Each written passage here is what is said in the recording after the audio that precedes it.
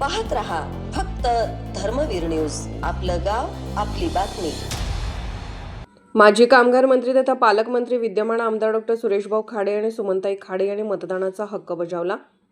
मिरज वृत्त सविस्तर वृत्त असे की सांगली मिरज कुपवाड महानगरपालिकेच्या निवडणुकीत आमदार डॉक्टर सुरेशभाऊ खाडे आणि त्यांच्या सुविद्य पत्नी सौ सुमनताई खाडे यांनी मतदानाचा हक्क बजावला। यावेळी भाजपाचे उमेदवार निरंजन आवटी, प्रज्ञा निरंजन आवटी, मोहन वाटवे यांनीही आपला मतदानाचा हक्क बजावला। लोकशाही बळकट करण्यासाठी प्रत्येकाने आपला मतदानाचा हक्क बजवावा असे आवाहन आमदार सुरेशभाऊ खाडे यांनी केले। धर्मवीर न्यूज विक्रांत लोंढे, मिरज कुपवाड महानगरपालिकेच्या शेवटच्या टप्प्यामध्ये मतदानाची प्रक्रिया सुरू झालेली आहे।